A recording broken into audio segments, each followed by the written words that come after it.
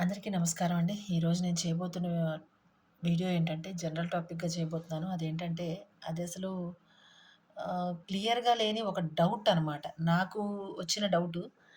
Maybe అందరికీ తెలిసుండొచ్చు. ఎవరికైనా తెలిస్తే మాత్రం నాకు దయచేసి కామెంట్స్‌లో చెప్పండి. నేను తెలుసుకునే ప్రయత్నం చేస్తాను. లేట్ చేయకుండా వీడియోలోకి వెళ్ళిపోదామండి. శ్రీమాత్రే నమః! శ్రీ గురుభ్యో నమః!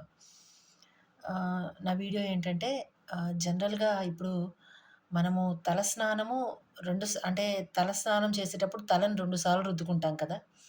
అదే విగత జీవులు అంటే మరణించిన వాళ్ళు, కాలం చేసిన వాళ్ళకి ఒక్కసారే తల రుద్దుతారు. అది ఎందుకని నాకు తెలీదు. ఈరోజు ఎందుకో డౌటొచ్చిందండి. కానీ దాంతో పాటే ఒక ఆన్సర్ అనేది నాకు తట్టింది. అది కరెక్టో కాదో నాకు తెలీదు. దాన్ని మీతో షేర్ చేసుకునే ప్రయత్నం చేస్తాను. అదేంటంటే జనరల్‌గా ఇప్పుడు మనం పుట్టినప్పుడు మన మన ఈ శరీరంలోకి ఒక బ్రహ్మ పదార్థాన్ని భగవంతుడు పంపిస్తాడు కదండీ! ఒక బ్రహ్మం అని అంటాం కదా! ఆహ్, ఆ బ్రహ్మంతో కలిపి మనం 2 కాబట్టి మనము మనము బ్రతికున్నప్పుడు 2 సార్లు తలస్నానం చేయిస్తారని నా ఉద్దేశమండి.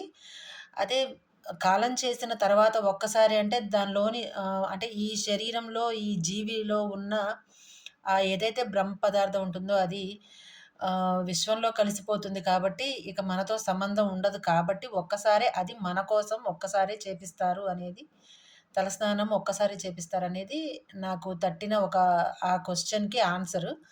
అది కరెక్టో కాదో కూడా నాకు తెలీదండి.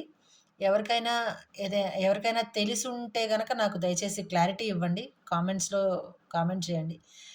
మీకేదైనా కావాల్సిన టాపిక్స్ ఉంటే దయచేసి అవి కూడా ఏదైనా కామెంట్ చేయగలరు. నేను తెలుసుకొని మీకు షేర్ చేసే ప్రయత్నం చేస్తాను. అందరికీ నా వీడియోస్ నచ్చితే గనక లైక్, షేర్ అండ్ సబ్స్క్రైబ్ చేయండి. నమస్కారం.